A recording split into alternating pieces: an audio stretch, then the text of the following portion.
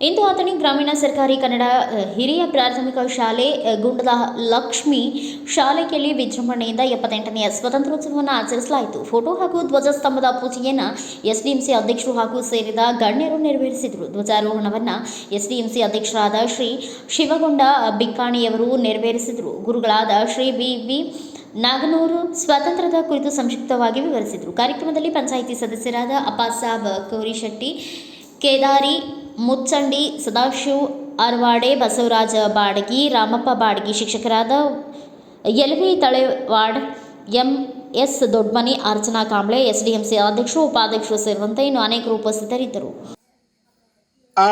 ಬ್ರಿಟಿಷರು ಬರೋಕ್ಕಿಂತ ಪೂರ್ವದಲ್ಲಿ ಕೂಡ ಫ್ರೆಂಚರು ಬಂದಿದ್ರು, ಪೋರ್ಚುಗೀಸರು ಬಂದಿದ್ರು, ಡಚ್ ಬಂದಿದ್ರು, ಇವರೆಲ್ಲ ಬಂದಿದ್ರು.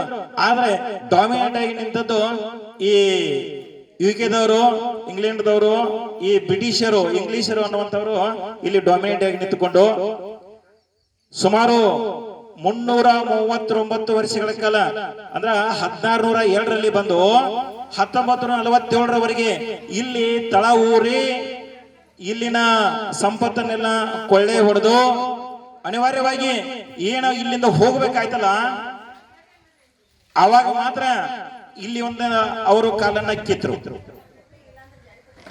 ಆದ್ರೆ 1947 ಆಗಸ್ಟ್ 15ಕ್ಕನ್ನ ಯಾಕೆ ನಮಗೆ ಸ್ವಾತಂತ್ರ್ಯ ಸಿಕ್ತು ಅನ್ನುವಂತ ಒಂದು ಪ್ರಶ್ನೆ. ಮೊದಲು ನಮ್ಮಲ್ಲಿ ಪಾಕಿಸ್ತಾನ, ನಮ್ಮ ಇಂಡಿಯಾ ಎಲ್ಲ ಒಂದೇ ಆಗಿತ್ತು ಸ್ವಾತಂತ್ರ್ಯ ಹೋರಾಟದಲ್ಲಿ. ಆದ್ರೆ ಪಾಕಿಸ್ತಾನ ಏನ್ ಮಾಡ್ತೀವಿ ಅಂದ್ರ ಈ 1947 ಆಗಸ್ಟ್ 15ಕ್ಕೆ ಸಿಕ್ಕರನ್ನು ಕೂಡ ಆಗಸ್ಟ್ 14ನೇ ತಾರೀಕು ಅಲ್ಲಿ ಸ್ವಾತಂತ್ರ್ಯ ದಿನಾಚರಣೆ ಆಚರಿಸ್ತಾ ಇದೆ. ಅದನ್ನ ನಾವು ಭಾರತೀಯರು ಏನ್ ಮಾಡ್ತೀವಿ ಅಂತಂದ್ರ ಆಗಸ್ಟ್ 15ರಂದು ನಾವು ಆಚರಣೆ ಮಾಡ್ಕೊಳ್ತಾ ಇದ್ದೀವಿ. ಅದಕ್ಕೂ ಕೂಡ ಒಂದು ಕಾರಣ ಇದೆ ರೀ.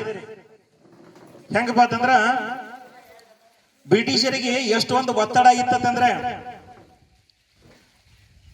ಎರಡನೇ ಮಹಾಯುದ್ಧ 1930ರಲ್ಲಿ ಚಾಲು ಆಗಿತ್ತು.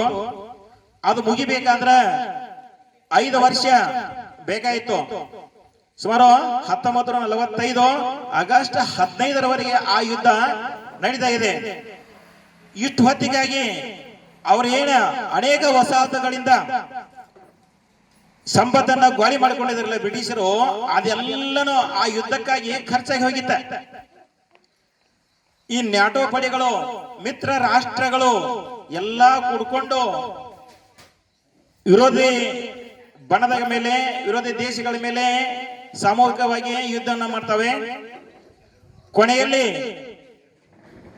ಲಾರ್ಡ್ ಮೌಂಟ್ ಬ್ಯಾಟನ್ ಅನ್ನುವಂತ ಒಂದು ನೇತೃತ್ವದಲ್ಲಿ ಈ ಇಂಗ್ಲೆಂಡ್ ಒಂದು ಸೈನ್ಯ ಇರ್ತದಿಲ್ಲ, ಅದಕ್ಕೆ ಕೊನೆಯದಾಗಿ 1945 ಆಗಸ್ಟ್ 15ರಂದು ಜಪಾನ್ ಸೈನ್ಯ ಇದ್ದು ಶರಣಾಗತಿ ಆಯಿತು. ಅಮೆರಿಕದವರ ಸಪೋರ್ಟ್ದಿಂದ ಹಿರೋಶಿಮಾ, ನಾಗಾಸಾಕಿ ಇವರು ನಗರಗಳು ಸಂಪೂರ್ಣವಾಗಿ ನಾಶಗೊಂಡು ಇನ್ನು ಅನಿವಾರ್ಯವಾಗಿ ಏನಾಯ್ತಪ್ಪ ಅಂತಂದ್ರೆ ಜಪಾನ್ ಇದ್ದು ಅವರಿಗೆ ಸರೆಂಡರ್ ಆಯ್ತು. ಇಂಥ ಒಂದು ಸಂದರ್ಭದಲ್ಲಿ ಅಲ್ಲಿ ಇಂಗ್ಲೆಂಡ್ದಲ್ಲಿ ಏನಾಯ್ತಪ್ಪ ಅಂತಂದ್ರ ಸ್ಥಾನಿಕ ಚುನಾವಣೆಗಳು ಕೂಡ ಬಂದು ಅಟ್ಲೆ ಅವರು ಲೇಬರ್ ಪಕ್ಷದ ಲೀಡರ್ ಆಗಿದ್ರು.